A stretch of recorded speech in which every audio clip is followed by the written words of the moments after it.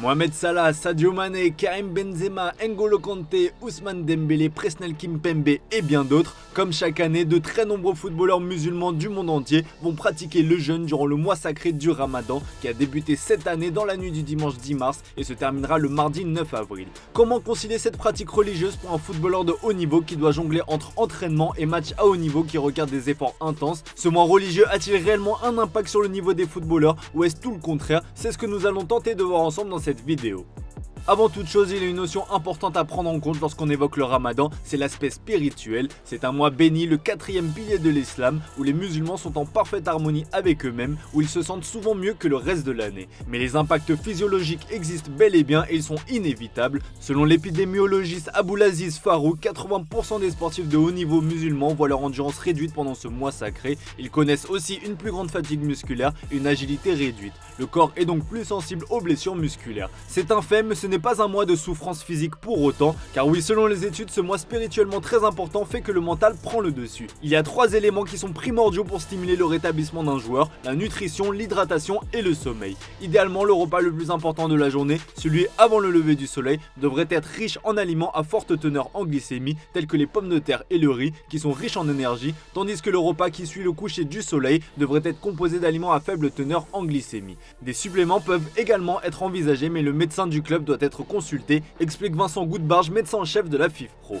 Ce supplément peut aussi venir de la tête, et oui, c'est bien connu, quand ça va bien dans la tête, le corps suit en général, mais rarement l'inverse. Ce supplément d'âme au moment de fouler les pelouses peut donc réduire l'impact du jeûne pour l'organisme. Les joueurs qui jeûnent peuvent en tirer des avantages sur le plan mental dans la mesure où, comme ils savent qu'ils manquent d'énergie, l'élément spirituel du Ramadan peut agir mentalement comme une source supplémentaire de motivation ou d'inspiration pour être plus performant, analyse Vincent Goudbarge. Ils sont plusieurs à le prouver. Le joueur égyptien Abdul Zahir Al-Saka a confié par exemple il y a quelques années qu'il réalisait ses meilleurs mois pendant le Ramadan car il était mentalement plus fort. L'exemple le plus parlant, c'est certainement Karim Benzema. Lorsqu'il était au Real Madrid, il plaçait déjà la barre très haute durant toute la saison, mais lorsqu'arrivait la période du Ramadan, Benzema trouvait une énergie insoupçonnée et mettait la barre encore plus haute, le tout avec 3 dates et un demi-verre de lait. En avril 2023, le Nouébé claquait un triplé dans le Classico face au Barça en plein Ramadan, idem en 2022 avec un triplé contre Chelsea, puis un doublé contre Manchester City. Actuellement, le Français est un peu en difficulté du côté d'Al Ittihad où il a fait le choix de se rapprocher de sa religion. On espère pour le Ballon d'Or 2023 que ce mois sacré va lui permettre de remonter la pente. Il y a évidemment beaucoup d'autres exemples, je te cite que les plus connus, mais en 2020, Mohamed Salah et Sadio Mané ont été chercher le titre en Première Ligue avec Liverpool en respectant le jeûne.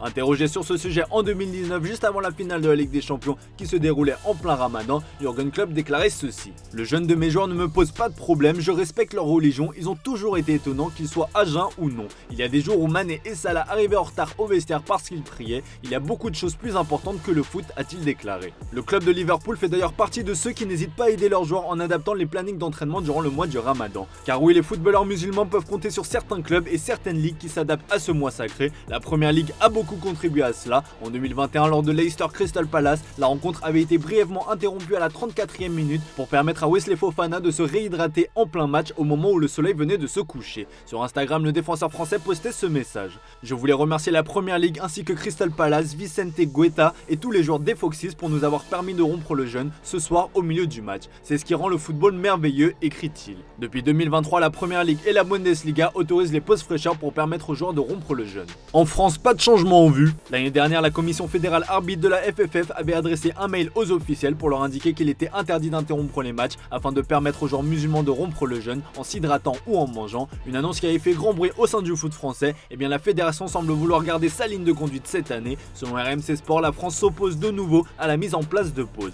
Forcément, on est obligé de citer l'affaire Christophe Galtier qui a été jugé pour harcèlement moral et discrimination à l'époque où il était en poste à l'OGC Nice entre 2021 et 2022. Il lui a notamment été reproché d'avoir stigmatisé les joueurs musulmans pendant leur période de jeûne, ce qu'il a nié lors de l'enquête.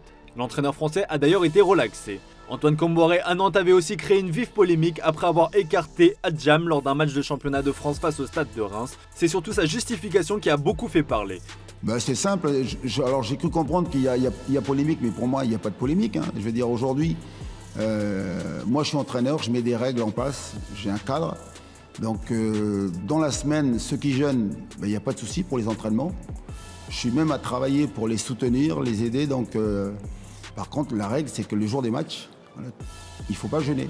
Voilà. Et ceux qui jeûnent, donc, ils ne sont pas dans le groupe. Voilà. Évidemment, il existe aussi pas mal de contre-exemples sur les effets négatifs du jeûne chez les footballeurs de haut niveau. N'Golo Kanté en 2022 a notamment connu une période où il enchaînait les pépins physiques avec Chelsea. En conférence de presse, Thomas Tuchel s'inquiétait d'ailleurs pour son homme aux 3 poumons qui en avait peut-être en réalité que 2 comme tout être humain. En ce moment, il jeûne en raison de sa religion, de sa foi. Ce n'est pas la première fois qu'il le fait, mais si vous ne mangez pas pendant la journée, pendant plusieurs jours, cela peut avoir un effet, répondait-il lorsqu'il était interrogé sur la baisse de forme de son joueur avant de s'inquiéter pour ce dernier. A noter que cette année, le Tour qui correspond au repas du soir et donc à l'heure de la rupture du jeûne aura lieu aux alentours de 19h début mars et sera repoussé jusqu'à près de 20h40. Cela dépendra évidemment de beaucoup de paramètres comme l'heure du coucher du soleil, l'horaire varie également d'une ville à l'autre au sein d'un même pays. Bref, la période du ramadan est un enjeu complexe à gérer que ce soit pour les joueurs et pour les clubs, mais avec du bon sens on peut très bien lier cette pratique religieuse à la pratique du sport de haut niveau. Voilà les amis, c'est tout pour cette vidéo. Ramadan Karim à tous nos amis musulmans qui nous regardent et on se dit à très vite pour de nouvelles vidéos sur Foot Mercato FC.